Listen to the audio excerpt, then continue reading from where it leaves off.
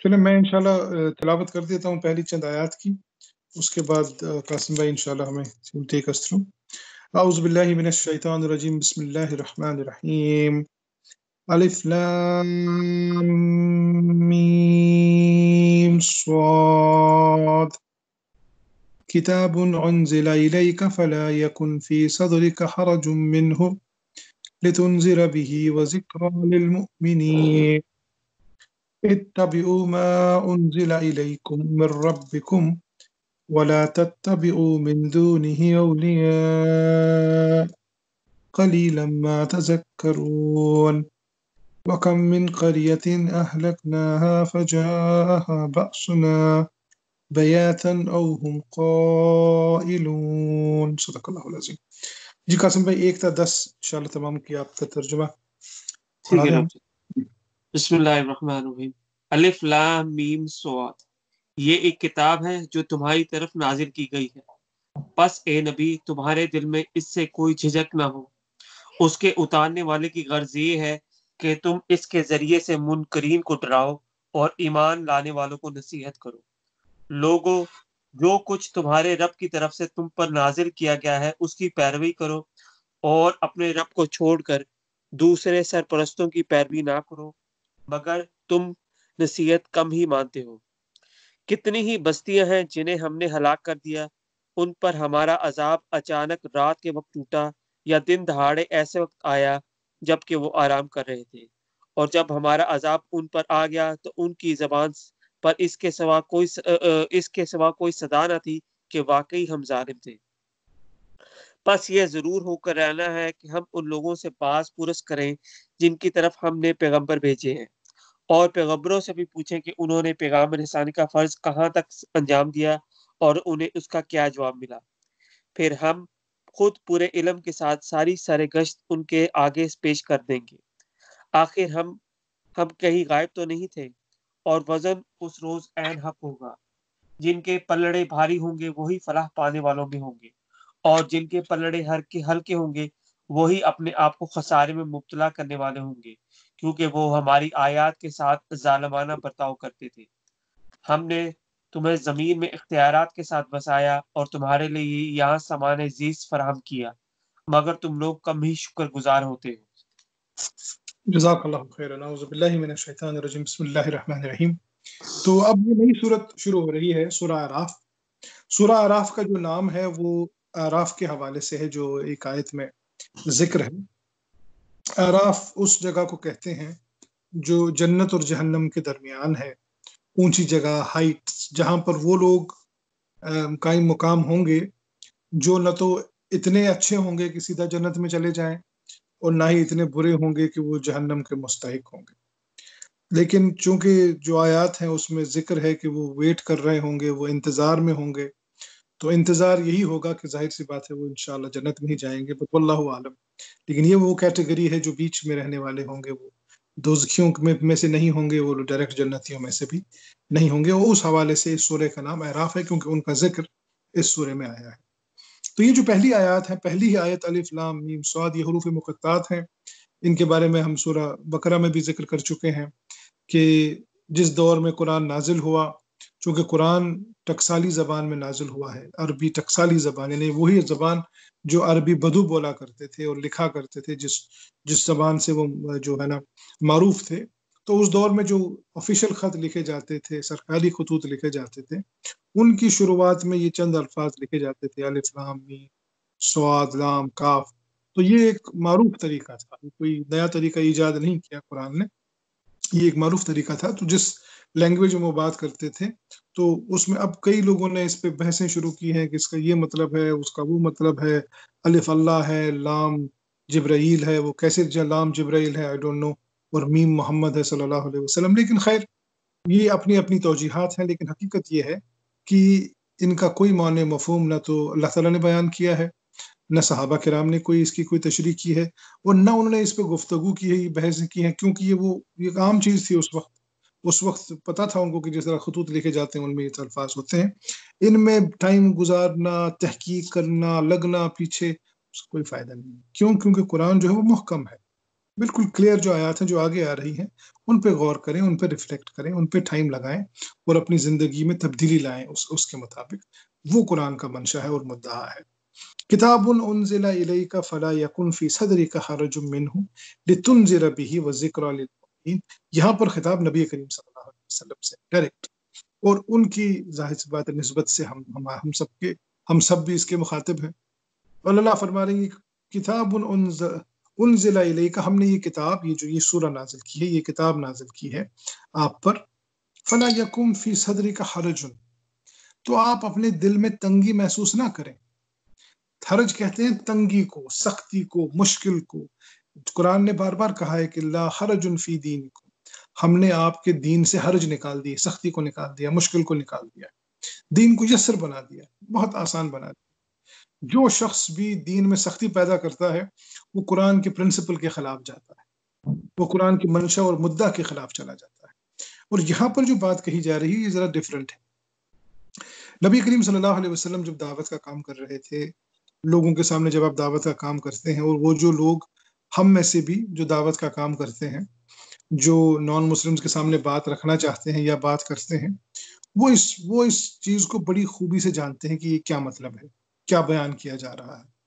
جب آپ نان مسلم سے بات کرتے ہیں یا ایون بورن مسلم سے بھی جن کا ان دین سے کوئی تعلق نہیں ہے، جو تقریباً نفرت کرتے ہیں دین سے انفارچونیٹلی، جب آپ ان سے گفتگو کر رہے ہوتے ہیں، جب آپ ان سے بات کر رہے ہوتے ہیں، تو آپ کئی دفعہ احتیاط برتتے ہیں کہ کیسے کہا جائے، کس طرح سے کہا جائے. اگر میں یہ کہوں گا تو یہ ریاکشن نہ آ جائے ان کی طرف سے، وہ یہ سخت ریاکشن آ جائے گا. تو اس حوالے سے کہا جا رہا ہے کہ حرج منہ لتنذر بہ وذکری للمؤمنین.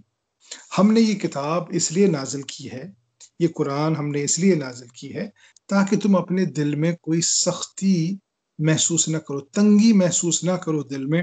لتنذرا، لوگوں کو وارن کرتے وقت، لوگوں کو اس آگاہ کرتے وقت، لوگوں کو مشکلات، مصائب، اللہ تعالیٰ کے عذاب، جہنم، دوزخ، ان تمام چیزوں سے ان کو آگاہ کرتے وقت تم اپنے دل میں تنگی نہیں، میں کیسے یہ بات کروں، پتہ نہیں یہ بات کیسے اس کو لگے گی. ٹھیک ہے نا، وہ ذکر للمؤمنین. اور یہ ایک ریمائنڈر ہے، یہ ایک ذکر ہے، یاد دہانی ہے، یادداشت ہے مومنوں کے لیے. جو لوگ ایمان والے ہیں آپ دیکھیں گے کہ ان کو ایک دم سے ان کو جو ہے نا یاد دہانی آئے گی. آپ قرآن کا ذکر ان کے ساتھ کریں گے، وہ سبحان اللہ امیجیٹلی جو ہے ان کے دلوں میں سکون آئے گا، طمانینت آئے گی، ان کے دل اس کے ساتھ مائل ہوں گے، اس کی طرف مائل ہوں گے. لیکن جو لوگ نہیں ماننے والے ہیں، جو ایمان والے نہیں ہیں، وہ آپ کے ساتھ جو رویہ اختیار کریں گے اس کی بنیاد پر آپ اپنے دل کو تنگ نہ کریں، اپنے دل کو تنگ نہ کریں. آپ یہ کام اللہ پہ چھوڑ دیں. آپ جو آپ کی ذمہ داری ہے، رسپانسبلٹی ہے بات پہنچانے کی، وہ احسن طریقے سے، اچھے طریقے سے، پیارے طریقے سے، خلوص سے ادا کر دیں. اس کے بعد ریاکشن کو چھوڑ دیں. آپ ریاکشن پہ وری نہ کریں، ڈرے نہ اس ریاکشن سے. اتبعوا ما انزل الیکم من ربکم، جو رب کی طرف سے آپ پر نازل ہو رہا ہے آپ اس کی اتباع کریں، آپ اس کی پیروی کریں.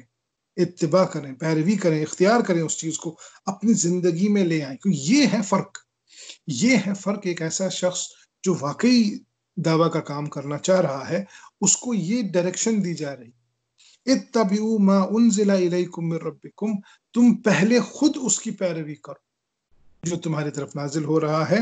اور ولا تتبعوا من دونه اولیاء، اور اس کو چھوڑ کے جو دوسرے آلائز ہیں، سرپرست ہیں دوسروں کو. یہاں پر اولیاء سے مراد دوست نہیں ہے، یہاں اولیاء سے مراد سرپرست ہے جن کی تم پیروی، آئیڈیلز کسی کو بنانا، کسی دوسرے کو اپنا آئیڈیل بنانا، پھر ان کی پیروی کرنا. کسی دوسرے کو آئیڈیل مت بناؤ، کسی دوسرے کو سرپرست مت بناؤ، کسی دوسرے کو رہنما نہ بناؤ. اسی قرآن کو رہنما بناؤ جو تم پر اللہ کی طرف سے نازل کیا جا رہا ہے، اسی کو رہنما بناؤ. کسی اور کو رہنما مت بناؤ، کسی اور کو لیڈر نہ بناؤ، کسی اور کو آئیڈیل مت بناؤ. ما انزل من ربکم قلیلا ما تذکرون. لیکن مصیبت یہ ہے، اللہ تعالیٰ خود اب اس میں نا یہ اللہ کا کامنٹ ہے. پہلے تو اللہ تعالیٰ نے کہہ دیا کہ دیکھیں یہ کتاب آپ پر نازل کی گئی ہے، آپ دل میں کوئی تنگی محسوس نہ کریں، آپ کم و کاست یہ پیغام پہنچا دیں لوگوں تک اچھے طریقے سے. یہ نہیں کہ بس تھوپ دے، پھینک دے ان پہ، یہ نہیں، ایسا بھی نہیں ہے. احسن طریقے سے، اچھے طریقے سے تمام حکمتوں کا لحاظ کرتے ہوئے، لیکن بغیر ڈرے، بغیر کمی پیشی کیے، پورے کا پورا جو دین ہے ان کو بتا دے کہ یہ اللہ نے نازل کیا، یہ اللہ کا کلام ہے، یہ اس طرح سے ریوارڈ اور پنشمنٹ، جزا اور سزا کا قانون اللہ تعالیٰ نے قائم کیا دنیا میں بھی اور آخرت میں۔ اور جب آپ یہ باتیں کریں گے مسلمانوں کے ساتھ، ایمان والوں کے ساتھ، تو ان کے دل جو ہیں وہ ذکر سے تازہ ہو جائیں گے، تر و تازہ ہو جائیں گے، اور آپ اتباع کریں، پیروی کریں اسی دین کی، اور جو نازل کیا جا رہا ہے، اور ان لوگوں کو اپنا آئیڈیل نہ بنائیں جو باقی لوگ ہیں، جو دین کو چھوڑ کے اپنا آئیڈیل کچھ اور چن رہے ہیں، ان کو اپنا سرپرست، رہنما اور آئیڈیل مت بنائیں۔ لیکن قلیلا ما تذکر، بڑے کم لوگ ہیں، بڑے کم لوگ ہیں جو حقیقت میں تذکیر حاصل کرتے ہیں، نصیحت پکڑتے ہیں۔ نصیحت پکڑنے والے لوگ اور نصیحت دلوں میں بسانے والے لوگ قلیل ہیں، بہت کم ہیں۔ تو یہ بھی بتا دیا گیا کہ آپ یہ نہ ڈریں کہ بھئی اتنے سارے مخالف ہو گئے، ایک بھی نہیں مان رہا۔ اب مکے میں آپ دیکھ لیں 135 لوگ مسلمان ہوئے، ہزاروں کی تعداد میں وہاں لوگ رہتے تھے، 135 لوگ ٹوٹل وہاں مسلمان ہوئے، باقی لوگ جو تھے وہ نہیں مانتے تھے ان کی کوئی بات۔ تو اللہ فرمانے قلیلا ما تذکرون، یہ ہر دور کا مسئلہ ہے، یہ صرف آپ کے دور کا مسئلہ نہیں ہے، انسانوں کی فطرت ایسی واقع ہوئی ہے بدقسمتی سے کہ قلیلا ما تذکر، بڑے کم لوگ ہیں جو نصیحت کو سمجھتے ہیں اور پھر اس نصیحت کا اثر جو ہے اپنے دل و دماغ پہ اور اپنی زندگی میں قبول کرتے ہیں۔ یہ ہمیشہ ایسا ہی رہے گا، اس لیے یہ چیز بھی آپ کو وری نہ کرے، اس چیز پر بھی آپ کا دل تنگ نہ ہو، دل میں کوئی حرج نہ ہو، کوئی آ رہا ہے تو ٹھیک ہے، نہیں آ رہا ہے تو کوئی مسئلہ، یہ آپ کا مسئلہ ہی نہیں ہے۔ کون مانتا ہے کون نہیں مانتا یہ اللہ اور ان کے درمیان، آپ کا یہ مسئلہ نہیں، آپ کا واحد مسئلہ ہے کہ آپ نے اچھے طریقے سے، احسن طریقے سے لوگوں تک پیغام پہنچا دیا، دیٹس اٹ۔ آپ کو اور کوئی پریشان نہ، خود آپ کو پریشان ہونا ہے نہ کسی دوسرے کو پریشان کرنا ہے کہ بھئی یار یہ کیوں نہیں مان رہا۔ وَكَم مِّن قَرْيَةٍ أَهْلَكْنَاهَا فَجَاءَهَا بَأْسُنَا بَيَاتًا أَوْ هُمْ قَائِلُونَ، اور آپ سے پہلے، ان سے پہلے ہم نے بہت ساری بستیوں کو ختم کر دیا، دونوں حوالوں سے، ایک تو عذاب کے حوالے سے بھی اور دوسرا یہ بھی کہ وہ ٹائم ان کا پورا ہو گیا، ختم ہو گئی۔ ایک دور تھا جس دور میں یہ جو اپنی سویلائزیشن تھی وہ کسی اور کے حوالے تھی، کسی اور کے ہاتھ میں تھی، کوئی اور جو ہے دنیا کے جو خزانے ہیں ان پر قابض تھے۔ نوح علیہ السلام کے زمانے کے بعد جب ساری انسانیت ایک طرف ختم ہو گئی اور پھر صرف نوح علیہ السلام کی اولاد ہی رہ گئی، ان کی اولاد میں سے 3 جو مین ان کے بیٹے تھے، حام، سام اور یافس، انہی کی قومیں چلی، انہی کی قومیں آگے بڑھی۔ حام کی جو تھی وہ افریقن سیولائزیشن تھی، کافی دیر تک افریقن سیولائزیشن، ایریٹریا، صومالیہ، جو آج بیچارے بھوکے ننگے ہیں، وہ راج کرتے تھے، لیڈر بنے ہوئے تھے، وہی بادشاہ تھے، باقی کسی دوسری قوم کو پتا بھی نہیں تھا کہ منہ کیسے دھونا ہے، اور یہ لوگ راج کرتے تھے، یہ لوگ لگژری میں رہتے تھے۔ اس کے بعد سام کی جو ہے نا جنریشن آئی، ان کو اللہ تعالیٰ نے اقتدار دیا، مڈل ایسٹرن میں بیبیلون، ہرپن کلچر، آپ کا یہ بیبیلون کلچر، پرشین سیولائزیشن، مسلم سیولائزیشن، یہ ساری وہیں کی تھی، وہ سام کی اولاد تھی۔ اس کے بعد اب یافس کی اولاد آئی ہے، یافس کی اولاد میں سے آپ کو یاجوج ماجوج کی جو اولاد ہے وہ چائنیز ہو گئے، وائٹ ریس ہو گئی، آپ کے جو آرینز تھے وہ ریس ہو گئی، یعنی پورا یورپ، امریکہ، چائنا، رشیا، یعنی یہ جو سینٹرل ایشیا کا بیلٹ تھا، قزاقستان، ازبکستان، یہ ساری وہاں سے نکلی ہوئی قوقاز کی ساری قومیں ہیں۔ اب آج ان پہ ان کا قبضہ ہے، ٹرکش قوم ہے، ان کا قبضہ ہے۔ آپ دنیا میں کہیں بھی دیکھ لیں، مسلم قوموں میں سے ایک ہی قوم ہے جو بہادر بھی ہے اور آگے بھی ہے اور کنٹرول بھی ہے، وہ ٹرکی ہے، وہ یاجوج ماجوج کی قوم ہے۔ چائنا یاجوج ماجوج کی قوم ہے، رشیا، امریکہ، یورپ، ساری یاجوج اب ان پہ قبضہ، ان کا قبضہ ہے۔ تو اللہ فرماتے ہیں کہ جو پہلی قومیں تھی، وَكَم مِّن قَرْيَةٍ أَهْلَكْنَاهَا فَجَاءَهَا بَأْسُنَا بَيَاتًا، جو آپ سے پہلی قومیں تھیں ہم نے ان کو ختم کر دیا، اور ایسے ختم کیا کہ پتہ ہی نہیں چلا کیسے ہوا، وہ دن کی روشنی میں یا رات کی تاریکی، یا وہ سوئے ہوئے تھے، ختم ہو گئے، بالکل ختم ہو گئے۔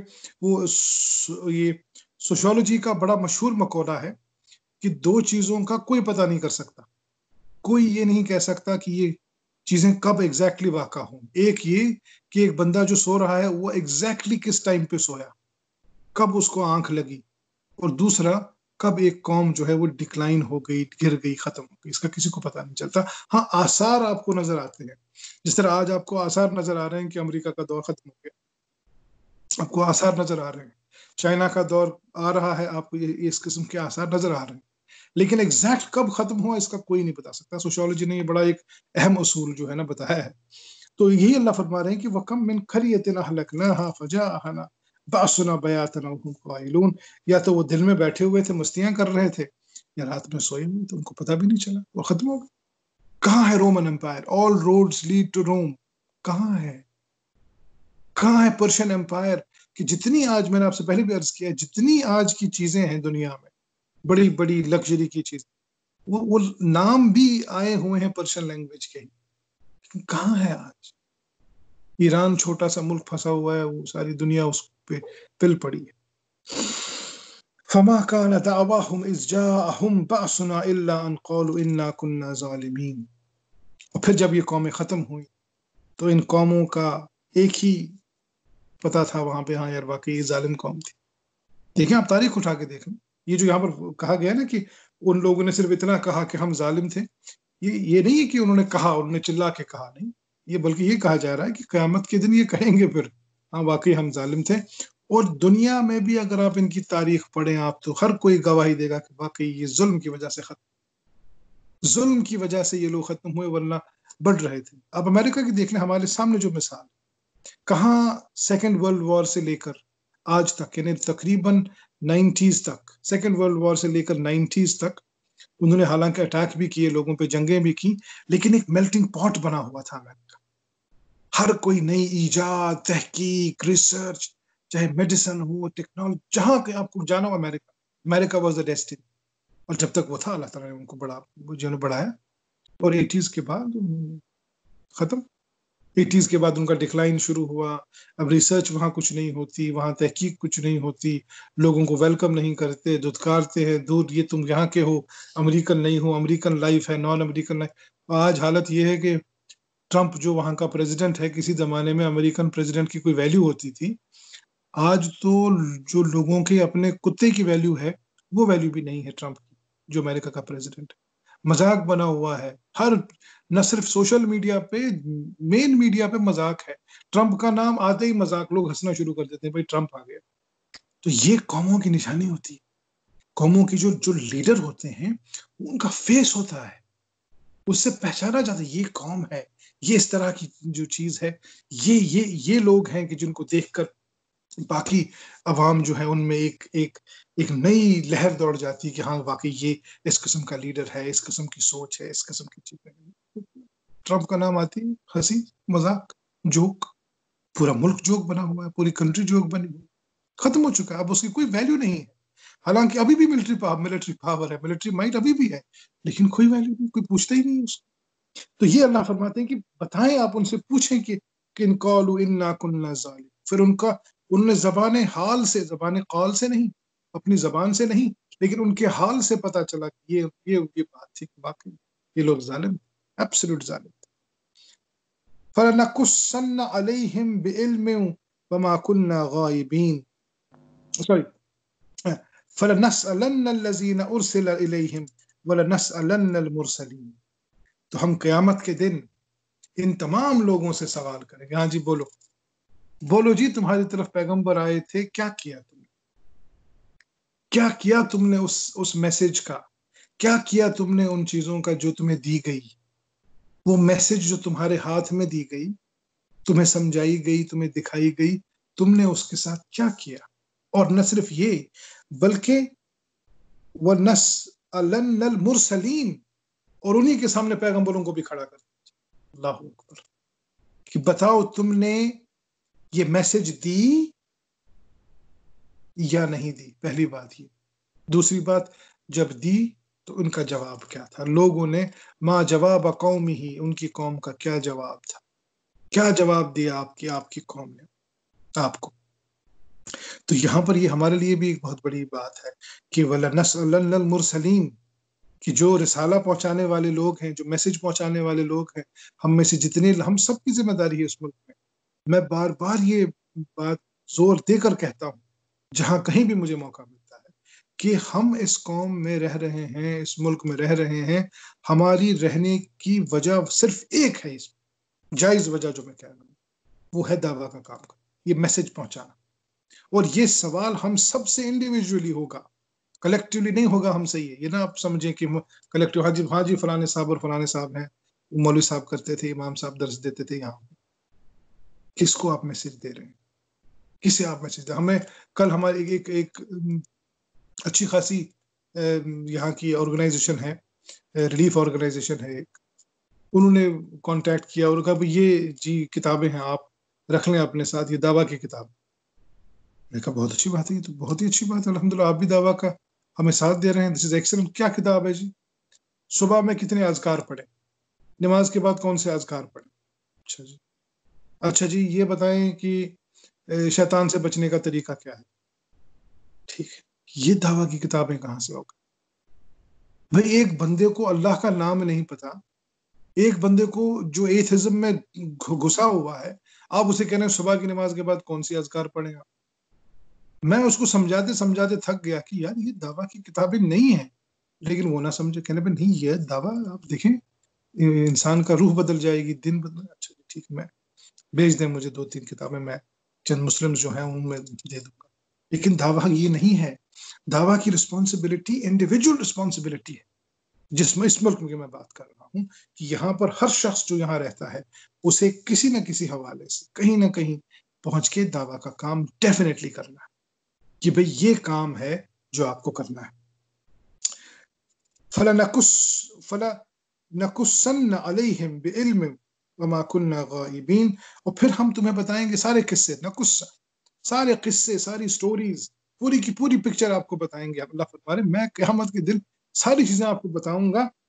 علم، یہ نہیں تمہاری طرح جس طرح تم دنیا میں آج زندگی گزار رہے ہو بغیر علم کے، ایسے یہاں پہ ایسا ہے یا ویسا ہے، مانے نہیں مانے، کوئی مان رہا ہے کوئی نہیں مان رہا ہے، اپنی منمانی کر رہے ہیں، اپنی جو دل میں آئے وہ بات مانی، جو دل میں نہ آئے وہ نہ مانی. اس بنیاد پہ نہیں، بے علم. علم کی بنیاد پہ ایک ایک چیز ریکارڈ کی گئی ہوگی. کیوں؟ وما کننا غائبین، ہم کہیں غائب نہیں تھے تمہاری زندگیوں سے، ہم تمہاری زندگی میں موجود تھے. اللہ نے یہ جو 2 فرشتے رکھے ہوئے ہیں وہ تو لکھنے کے ساتھ ساتھ ہیں ہی، ان کے علاوہ بھی اللہ فرمانے میں موجود تھا تمہارے ساتھ، میں تمہارے ساتھ موجود تھا اپنی علم کی بنیاد پر. علم کی بنیاد پہ اللہ جسے قرآن میں فرماتے ہیں کہ 2 لوگ ہوں، 3 لوگ ہوں، 4 لوگ ہوں، 5واں اللہ ان کے ساتھ ہے، چاہے اس سے کم ہو چاہے اس سے زیادہ ہو. اللہ کا علم، اللہ کے علم کی بنیاد پر وہ وہاں موجود ہے، وہ اپنے علم کی بنیاد پر ہر جگہ موجود ہے. تو اللہ فرماتے ہیں کہ فَلَنَقُصَّنَّ عَلَيْهِمْ بِعِلْمٍ وَمَا كُنَّا غَائِبِينَ. تو ہم تمہیں سارے قصے سنائیں گے.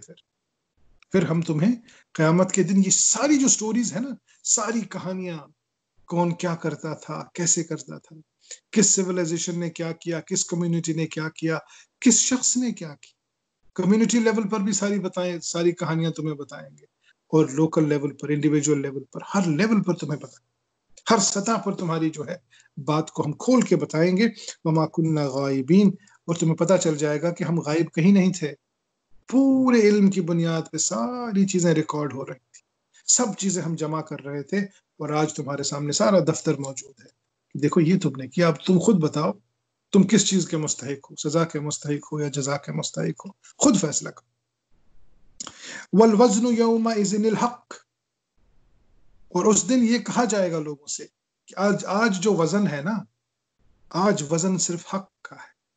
وہ سارے وزن، وہ ساری وزنی چیزیں دنیا کی، بڑے بڑے سیٹھ، بڑے بڑے چودھری، بڑے بڑے اثر و رسوخ والے کہ فلانے صاحب ہیں، فلانے صاحب ہیں، ان کی بات ماننی ہے، ان کی بات، ان کا فون آیا ہے، ان کا فون آیا ہے، ان کی سفارش آ گئی ہے، ان کی سفارش، کوئی وزن وہ کیری نہیں کرے.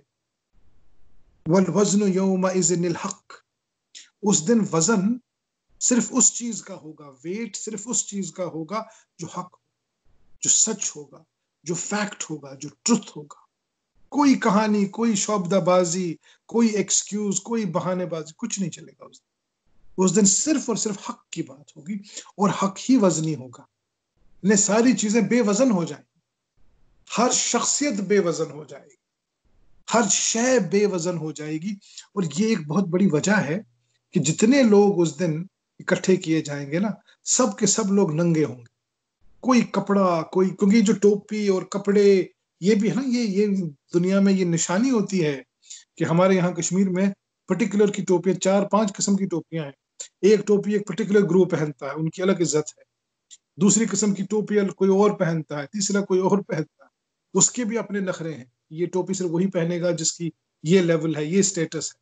کپڑوں میں بھی سٹیٹس، جیسا کہ ہر دور میں، ہر سوسائٹی میں. تو وہاں صرف ننگے ہوں گے، سارے سب کے سب ننگے ہوں گے. کوئی کسی بھی قسم کی کوئی لیول، کوئی تفریق، کچھ بھی نہیں. جس کی مثال ہمیں حج میں اللہ تعالیٰ سکھانے کی کوشش کرتے ہیں کہ ٹوپیوں کو منع کر دیا کہ کوئی ٹوپی نہیں پہنے، کسی بھی قسم کی کوئی ٹوپی نہیں پہنے گا سب. اور ایک لباس بالکل لینے، صرف 70 ڈھانپنے کے لیے، اور کچھ بھی نہیں. تو اللہ فرماتے ہیں کہ والوزن یومئذ الحق، اس دن وزن صرف حق کا ہوگا. ویلیو، ویٹ جو ہے صرف حق کیری کرے گا، ٹروتھ کیری کرے گا، باقی کسی چیز کی وزن، کوئی وزن نہیں ہوگا. فمن ثقلت موازینہ فاولئک هم، تو جس کے پاس وزن جو ہے نا، جو اس کا وزن بھاری ہوگا نیک و اعمال، نیک اعمال کا، جس کا نیک اعمال کا وزن حق کے مطابق، ٹروتھ کے مطابق بھاری ہوگا، اولئک هم المفلحون، وہ ہے فلاح پانے والا شخص.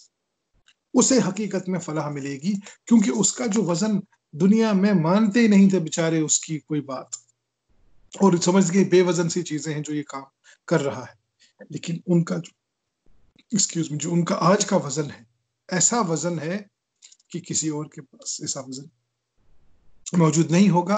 اور فلاح اور کامیابی صرف اسی کا جو ہے مقدر ہوگی اس دن، جس کا وزن بھاری ہوگا. آج اس کا وزن بھاری ہے. دنیا میں وزن دوسرے لوگوں کے بھاری تھے، لیکن وہ وزن ان کے کسی کام نہیں آئے، کیونکہ اس دن صرف اور صرف حق کا وزن بھاری ہوگا. اور اس دن یہ بھی احساس ہوگا کہ دنیا کی چند روزہ زندگی میں وزن حاصل کرنے کے لیے ہم نے اس وزن کو چھوڑ دیا جس وزن کی بنیاد پر واقعتاً ہماری کوئی ویلیو ہوتی آخرت میں، اور ہمیشہ ہمیشہ کے لیے. افسوس کریں گے وہ کہ میں نے یہ کیا کیا، میں نے کیوں وزن کہیں اور تلاش کیا، میں نے کیوں عزت کہیں اور تلاش کیا. العزت للہ وللرسولہ وللمؤمنین، عزت تو حالانکہ صرف اللہ، اس کے رسول اور سچے ایمان والوں کے لیے تھی. باقی عزت تو کچھ بھی نہیں ہے. باقی 2-4 دنوں کے لیے لوگ سلوٹ مارنا، سلام کرنا ڈر کی وجہ سے، وہ تو نانسنس، وہ تو کچھ بھی نہیں ہے. وہ وزن کسی کام نہیں آیا. آج وزن وہ ہے جو حق کے ساتھ ہے، جو ایمان اور عمل صالح کی بنیاد پر آج وزن ہے. اور اولئک هم المفلحون، یہ فلاح پانے والے لوگ ہوں. اور ومن خفت موازینہ، اور جس کسی کا وزن جو ہے ہلکا رہا، اس کے اعمال، اس کا عمل، اس کا ایمان سب ہلکا تھا، فاولئک الذین خسروا انفسهم، یہ نہیں کہا گیا کہ اب اس کا جو ہے فلاح نہیں پائے گا. اب دیکھیں کتنی پیاری بات کہی گئی ہے، سمجھانے کے لیے، سوچ کے لیے، سمجھ کے لیے، کہ جس کا یہ ہلکا، جس کا بہت ہی ہلکا عمل تھا، اس کا کیا ہے؟ فاولئک الذین خسروا انفسهم، اس نے خود خسارہ کیا اپنے نفس کو، اس نے اپنی زندگی کی بازی ہار لی. اس نے جو زندگی میں جوا کھیلا، جو جوا اس نے زندگی میں کھیلا نا، کہ بھئی میں جو ہے دنیا میں ہی مگن ہو جاؤں، دنیا کا وزن حاصل کروں، آخرت کے وزن کو بھول جاؤں. اس نے جو یہ جوا کھیلا، اس نے جتنے سارے پانسے پھینکے اس جوئے میں، وہ قیامت کے دن سارے الٹے پڑے، سارے الٹے پڑے. ان میں 6 کوئی نہیں آیا، اس میں 0 ہی 0 تھا سارا. تو وہ خسروا انفسهم بما كانوا بآياتنا يظلمون، یہ خسارہ کیوں ہوا اس کو؟ یہ کیوں وہ زندگی کی بازی کیوں ہار گیا؟ وہ خود اپنے نفس کی بازی ہار گیا. اس نے خود اپنے نفس کا جوا کھیلا، اپنے نفس کا جوا اس نے کھیلا، دنیا کے وزن کو لے لیا آخرت کے وزن کے بدلے میں. اور جب پاسے قیامت کے دن پھینکے گئے تو اس میں اس کا وزن 0 تھا، کچھ بھی نہیں تھا، کوئی حاصل نہیں تھا اس کا. خسروا انفسهم، اپنے نفس کو اس نے ہار دیا اس جوئے میں. بما كانوا بآياتنا يظلمون، اور کیوں ہارا؟ کیونکہ وہ میری آیات، اللہ کی آیات، اللہ کی نشانیوں کے ساتھ ظلم کرتا تھا. کیا مطلب ہے آیات کے ساتھ ظلم کرتا تھا؟ یعنی اگر کوئی شخص اس کو بلاتا آیات کی طرف، اللہ تعالیٰ کے احکام کی طرف، انکار کر دیتا. اگر اللہ تعالیٰ کی آیات اس کو سنائی جاتی تو ان کو یا تو کہانیاں سمجھتا، گالیاں دیتا، یا زندگی میں جو معاملات ہوتے ہیں، جو آیات نشانیاں ہمارے سامنے آ جاتی ہیں حالات کی وجہ سے، آج پینڈیمک کا جو بڑا مسئلہ آیا ہوا ہے، یہ حالات ہیں، یہ آیات ہیں اللہ تعالیٰ کی، یہ نشانیاں ہیں کہ ہم جاگیں، ہم سوچیں اس بارے میں، ہم اپنی زندگیوں کو تبدیل کریں، اندر سے تبدیل کریں، اپنے دلوں کو تبدیل کریں، جاگ جائیں اللہ رب العزت کو، سمجھیں اس کی کریمی کی، اس کی عظمت کو، بما کانوا بآیاتنا یظلمون۔ لیکن یہ شخص جو ہے، اس نے اپنی زندگی کا جوا جو ہے وہ کھو دیا، اس نے بڑا برا، یہ بڑا ہی برا جواری نکلا، اس نے ایک ایسا جوا کھیلا کہ جس کا صرف خاتمہ ظلم پر ہی تھا، اور ظلم کی وجہ، جیسا پہلے بھی اللہ نے کہا نا آیات میں کہ جب وہ آخرت میں پکڑے گئے، جب عذاب میں پکڑے گئے دنیا میں بھی، تو انہوں نے کہا انا کننا ظالمون، خود اقرار کیا کہ ہاں واقعی ہم ظالم تھے، ہم ظلم کرتے تھے۔ یہاں پر یہی بات سمجھائی جا رہی ہے، خسروا انفسهم بما كانوا بآياتنا يظلمون، اس نے اپنے نفس کو ہار لیا، نفس کو خسارے میں ڈال دیا، اس وجہ سے کہ وہ ظلم کرتا تھا اللہ تعالیٰ کی نشانیوں کے ساتھ، مختلف قسم کی نشانیاں، جس قسم کی نشانی اس کے پاس آتی ہے، قرآن کی شکل میں چاہے نشانی آتی، لوگوں کی شکل میں کہ وہ اسے دعوت کا کام کرتے، یا پھر حالات و واقعات اس کی زندگی میں ایسے آتے کہ اس کو جھنجھوڑتے، اسے دوبارہ اللہ کی طرف متوجہ کرتے، لیکن وہ نہیں سنتا، وہ سنی انسنی کر دیتا، وہ آنکھیں بند کر دیتا، کان بند کر دیتا۔ اولئک کالانعام بل هم اضل، آنکھیں نہ، وہ جانوروں کی صورت اختیار کرتا بلکہ ان سے بھی بدتر۔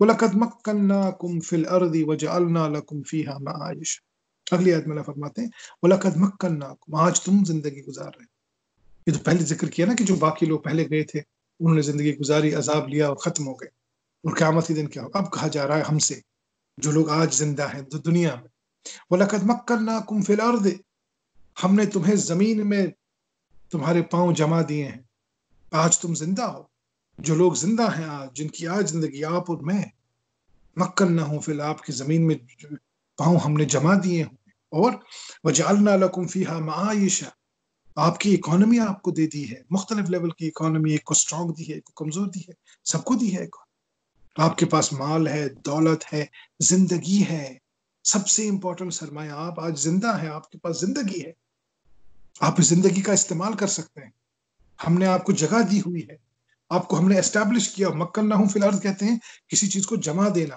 جگہ دے دینا، آپ کے پاس گھر ہونا، مکان ہونا، رہن سہن کا طریقہ ہونا، کلچر ہونا، سوسائٹی ہونا، سویلائزیشن ہونا، تہذیب، تمدن، معاشرہ، معاشرت، معیشت، ان تمام چیزوں کو کہتے ہیں وجعلنا لکم فیہا معایش مکنہم فی الارض، ہم نے تمہیں جمع دیا ہے، تمہارا کلچر ہے، تہذیب ہے، سوسائٹی ہے، لوگ ہیں، خاندان ہے، تمہارے بیوی بچے ہیں، جتنے سارے لوگ ہیں، دوست احباب ہیں، یہ سب تمہارے لیے جائے پناہ ہے، جائے قرار ہے، تمہیں جنہیں جمع دیا گیا ہے، اور وجعلناکم فیہا معایش، اور معاش بھی پیدا کر دیا گیا ہے، اکانومی بھی تمہارے رکھ دی ہے، پھر قلیلا ما تشکر،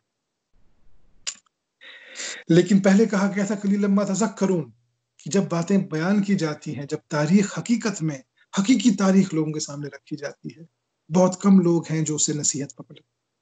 اب یہاں پر جو تم کو دیا جاتا ہے، یعنی جب لوگ زندہ ہوتے ہیں، جب ان کے پاس موقع ہوتا ہے، جب وہ مکن نہ ہوں فی الارض ہوتے ہیں، ان کے پاس پاور بھی ہے، اتھارٹی بھی، تہذیب بھی، تمدن بھی، لوگ بھی، اسٹیٹس بھی، اور معاش بھی، معیشت بھی، اکانومی بھی، جب یہ چیزیں ہوتی ہیں نا جو آج ہم سب لوگوں کے پاس ہے، اللہ ہم سے بات کر رہا ہے قلیلا ما تشکر، اس وقت تم بہت کم شکر ادا کرتے، بہت کم شکر ادا۔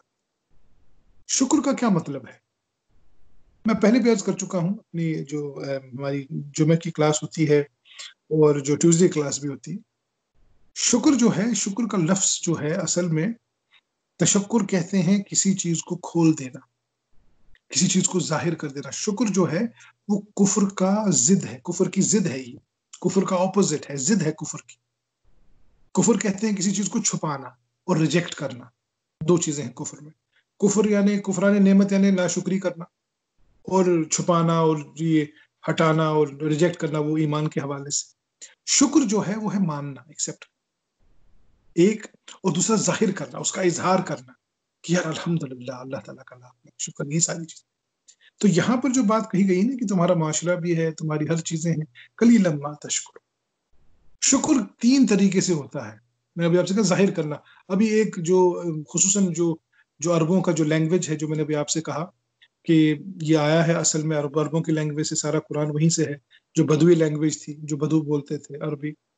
تو وہ جو اپنے چوپائے دابت الشکری، یعنی جو دابا ہے، یعنی کوئی دمبا یا بیل یا اونٹ جو فربا ہوتا تھا نا، موٹا تازہ، اسے کہتے تھے تشکر والا. یعنی یہ ایسا ہے، یہ کھاتے پیتے، جیسے ہمارے یہاں بھی بولا جاتا ہے کہ بھئی کھاتے پیتے گھرانے کا شخص ہے یہ، بھئی اچھا ماشاءاللہ ان کا قد بھی بڑا ہے اور پاورفل بھی ہیں اور کھاتے پیتے گھرانے کے لوگ. تو وہ کھاتے پیتے کا گھرانا جو نا، وہ اظہار ہے شکر کا، تشکر کا، شکر کی ایک علامت ہے. تو شکر کی 3 میں نے ابھی آپ سے عرض کیا. ایک ہے شکر بالقلبی، قلب میں انہیں مان لینا کہ واقعی اللہ تعالیٰ کا مجھ پہ بہت بڑا احسان.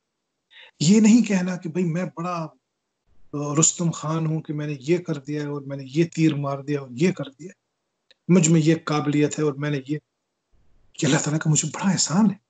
اللہ نے مجھ میں بڑے احسان کیے ہوئے ہیں کہ مجھے یہ بھی دے دیا ہے، مجھے یہ بھی دے دیا، مجھے وہ بھی دے دیا. میں کیسے شکر ادا کروں؟ میں کہاں سے وہ زبان لاؤں یا اللہ کہ تیرا شکر ادا کروں؟ میں تو بس یہی کہہ سکتا ہوں کہ اللہ تیرا لاکھ لاکھ شکر کہ تو نے میرے ساتھ اتنا اچھا معاملہ کیا. یہ ہے قلبی، ذہن میں کہنا. پھر دوسرا ہے لسانی، زبان سے اظہار کرنا. جیسے اللہ تعالیٰ قرآن میں فرماتے ہیں کہ بھئی آپ نا وشکر لی ولی والدیک، میرا شکر بھی ادا کر اور اپنے والدین کا شکر ادا کر. کیونکہ اگر تو والدین کا شکر ادا نہیں کر سکتا تو میرا شکر کیسے ادا کرے؟ وہ والدین جس نے تجھے پالا پوسا، پوری زندگی لگا دی تیرے ساتھ، ہر چیز، جہاں جب تجھے معلوم بھی نہیں تھا کہ تمہیں نیند نہیں آ رہی، وہ اپنی نیند چھوڑ کے تیری نیند کی فکر کرتے. جب تمہیں تکلیف ہوتی تھی انہیں تکلیف ہوتی تھی. ہاں، جب تم ان کا احسان نہیں چکا سکتے، جب تم ان کی شکر گزاری نہیں کر سکتے، تم کیسے اللہ کا شکر ادا کرو؟ اسی طرح سے نبی کریم صلی اللہ علیہ وسلم فرمائے کہ اگر کوئی شخص تمہیں بلائے، دعوت پہ بلائے، کھانا کھلائے، تو اس کا شکر ادا کرو، یہ اس کا حق ہے. اس نے حق ادا کر دیا، آپ کا بہت بہت شکریہ، آپ نے مجھے کھانا بلایا. تعریف کرو اس شخص کی، یہ فرمایا پر تعریف کرو اس شخص کی. اور ہمارے یہاں جو اکثر یہ ہوتا ہے کہ فیملیز میں ہماری خواتین کھانا پکاتی ہیں، ان کا شکر ادا کرو، ان کی تعریف کرو. اگر انہیں کھانے بنائے کہ ماشاءاللہ بہت مزیدار کھانا تھا، اور 99% مزیدار ہوتا ہی ہے، وہ شاید 1% کبھی نہ ہو تو وہ آپ چپ سال سکتے ہیں اس وقت، لیکن 99% یہ ہوتا ہے کہ مزیدار. ان کا شکر ادا کریں، ان سے کہیں کہ بھئی آپ جو ہے باجی کو یا امی کو میری طرف سے ضرور کہیں کہ بھئی بہت شکریہ. یہ حق ہے اس کا، شکر باللسان. اور میں دیکھتا ہوں کہ یہ ہماری کمیونٹی میں بہت کم ہوتا ہے. ہم ایک دوسرے کا شکر بہت کم ادا کرتے ہیں. یہ جو تھینک یو بولنا ہے نا، یہ بہت امپورٹنٹ ہے. حالانکہ یہاں معاشرے میں جو تھینک یو اور سوری ہے، یہ ایک روٹین بن گیا ہے، لیکن حقیقت یہ ہے کہ یہ بہت اہم چیزیں ہیں. شکر باللسان بہت ہی ضروری ہے. انسان کو فیل کرانا ہے کہ نہیں واقعی میں آپ کا شکر گزار، آپ نے جو میری ہیلپ کی، آپ نے جو میری تواضع کی، آپ نے جو میری مہمان نوازی کی، میں اس پہ آپ کا شکر ادا. آپ نے کسی کو میسج کیا، اس نے وہ کام کر دیا، آپ اس کو میسج کر دیں. اگر آپ بات بھی نہیں کر سکتے تو آپ کا بڑا شکریہ، آپ نے یہ کام کیا میرے لیے، اللہ تعالیٰ آپ کو جزائے خیر. یہ نبی کریم صلی اللہ علیہ وسلم، یہ اس کا حق بنتا ہے جس نے آپ کے ساتھ معاملہ اچھا کیا. تیسرا جو شکر کا درجہ ہے وہ ہے بالجوارح، اپنے جوارح سے ادا کر. یعنی جیسے ہم نماز پڑھتے ہیں، سارے جسم، اوپر نیچے، سر، ناک، کان، آنکھ، ہاتھ، پیر، سب جھکا دیتے ہیں اللہ تعالیٰ، جوارح اپنے تمام سے. اور اسی طرح سے اگر کسی نے کوئی معاملہ آپ کے ساتھ اچھا کیا ہے، آپ ریٹرن بھی اس سے بہتر معاملہ کرنے کی کوشش کریں. کسی نے آپ کو کوئی گفٹ دیا، آپ واپس اس کو گفٹ. کسی نے آپ سے کوئی ہیلپ کی، آپ کوشش کریں کہ آپ بھی کسی نہ کسی حوالے سے اس شخص کی ہیلپ کریں.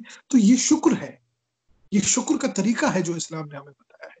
تینوں لیول سے، ایک تو قلب سے ماننا، زبان سے اس کو ادا کرنا، اور پھر عمل سے اس کا اظہار. یہ تینوں لیول ہیں شکر کی. اور یہاں پر جو بات کہی گئی نا، قرآن نے کئی دفعہ یہ بات، یہ ایک دفعہ نہیں کہا اللہ تعالیٰ نے، قلیلا من عباد الشاکرین، بہت کم لوگ ہیں میرے عبد میں سے، میرے غلاموں میں سے جو شکر ادا کرتے ہیں. قلیلا ما تشکرون، بڑے کم لوگ ہیں جو شکر ادا کرتے ہیں. تمام علماء کا یہ ماننا ہے کہ شکر جو ہے نا، تینوں لیول پہ شکر کرنا سب سے مشکل کام، بہت مشکل کام ہے شکر ادا کرنا. اللہ کا شکر ادا کرنا آسان ہے، انسانوں کا شکر ادا کرنا بڑا مشکل. کیوں؟ کیونکہ انسانوں میں جو لیول ہوتی ہے، انسانوں میں کبھی یہ نہیں ہوتا کہ 100% ٹھیک ہے. کبھی سوال ہی پیدا نہیں ہوتا، جو کہتا ہے جھوٹا ہے. انسانوں میں ہمیشہ کہیں نہ کسی نہ کسی لیول سے کوئی نہ کوئی فالٹ ہو، اور اس فالٹ کے باوجود اس بندے کا شکر ادا کرنا جس بندے نے آپ کے اچھا معاملہ کیا کئی دفعہ بڑا مشکل ہو جاتا ہے۔ قرآن نے، یہ میں آپ کو ایک مثال بتا رہا ہوں، قرآن نے 25 پیغمبروں کا ذکر کیا ہے اور 25 کے 25 پیغمبروں کے حوالے سے بہت ساری خصوصیات بیان کی ہیں، اس پیغمبر نے یہ کیا، اس پیغمبر میں یہ تھا۔ صرف 2 پیغمبروں کے بارے میں کہا گیا کہ وہ شکر گزار تھے۔ تشکیر کا جو شکر کا لفظ ہے نا، صرف 2 پیغمبروں کے بارے میں کہا، ابراہیم علیہ السلام اور نوح علیہ السلام، باقی کسی پیغمبر کے بارے میں شکر کا لفظ استعمال نہیں ہے۔ میں یہ نہیں کہہ رہا ہوں خدا خاصہ باقی پیغمبر شکر نہیں کرتے، میں آپ کو مثالاً کہہ رہا ہوں۔ جیسے اناب کا لفظ ہے، لوٹنے والا، یہ لفظ جو ہے نا وہ ہمیشہ اناب تھا، انہ اواب، لوٹنے والا، توبہ کرنے والا، یہ ہر پیغمبر کے لیے استعمال ہوا۔ لیکن شکر کا لفظ صرف 2 پیغمبروں کے لیے قرآن نے استعمال کیا، ابراہیم علیہ السلام اور نوح علیہ السلام۔ اور ابراہیم علیہ السلام کو دیکھ لیں آپ کہ کس آزمائش میں نہیں ڈالا گیا، کوئی چیز اسے نہیں دی گئی۔ بچپن میں ماں باپ نہیں دیے گئے تو وہ کسی کام کے نہیں تھے، ٹھیک ہے نا۔ پھر جب ان کو بیوی ملی تو ان کو اولاد نہیں دی گئی، پھر جب اولاد دی گئی تو کہا گیا اس کو ذبح کرو، ذبح پہ وہ پورے اترے تو کہا گیا اب اس کو چھوڑ دو صحرا میں، ٹھیک ہے۔ اس کے بعد یعنی اس سے پہلے آگ میں ڈال دیا گیا، اس سے نکلوا دیا گیا، جلا وطن کر دیا گیا، بے وطن کر دیا گیا، کہیں دنیا میں جگہ نہیں مل رہی۔ ابراہیم علیہ السلام ہر حال میں اللہ کا شکر ادا کرتے رہے۔ نوح علیہ السلام نے 950 سال، کہنے کی بات ہے 950 سال کہہ دینا، ادا کر دینا از ایزی، اور قرآن نے اس کو نقل کیا ہے سورہ کہ وہ فرماتے ہیں کہ یا اللہ میں ان کے دائیں آیا، بائیں آیا، آگے آیا، پیچھے آیا، صبح آیا، شام آیا، ان کے ٹائم پہ آیا، اپنے ٹائم پہ آیا، انہوں نے کہا ادھر آ جاؤ، انہوں نے ہر کام کوئی میں نے دقیقہ جو ہے نا فروغ گزاشت نہیں کیا، ہر طریقے سے کیا، نہیں مانیں گے لوگ۔ 950 سال۔ تو کہنے کا مطلب یہ ہے کہ یہ جو شکر ہے، جو لفظ استعمال کیا ہے قرآن نے، یہ بڑا مشکل کام ہے، لیکن اس شکر کا جو ہے بہت بڑا اجر ہے، انتہا درجے کا۔ صبر اور شکر یہ 2 ایسی چیزیں ہیں، اگر کسی شخص کو مل جائے نا 100% تو ظاہر سی بات ہے بڑا مشکل ہے، لیکن اگر اس کا ایک حصہ بھی انسان کو مل جائے، صبر کرنا اور شکر کرنا، یہ انسان کی زندگی کو آسان کرنے کا فارمولا ہے۔ آپ کی پوری زندگی کو آسان کرنے کا اگر فارمولا ہے نا، صبر اور شکر، تکالیف پہ صبر کرنا اور نعمتوں کا شکر ادا کرنا، انسانوں کا شکر ادا کرنا، یہ بڑی امپورٹنٹ چیز ہے۔ انسانوں کا شکر، قرآن نے بار بار یہ لفظ استعمال کیا ہے شکر کا، اور یہ بھی فرمایا قلیلا ما تشکرون، بڑا مشکل کام ہے، بہت کم لوگ ہوتے ہیں تم میں سے جو واقعی شکر ادا کرتے ہیں اللہ کا۔ اللہ سے دعا ہے کہ انشاءاللہ وہ ہمیں ان تمام آیات کو سمجھنے اور ان پر عمل کی توفیق عطا فرمائے۔ اور کوئی سوال ہو، کوئی کویشچن ہو، کوئی کامنٹ ہو، پلیز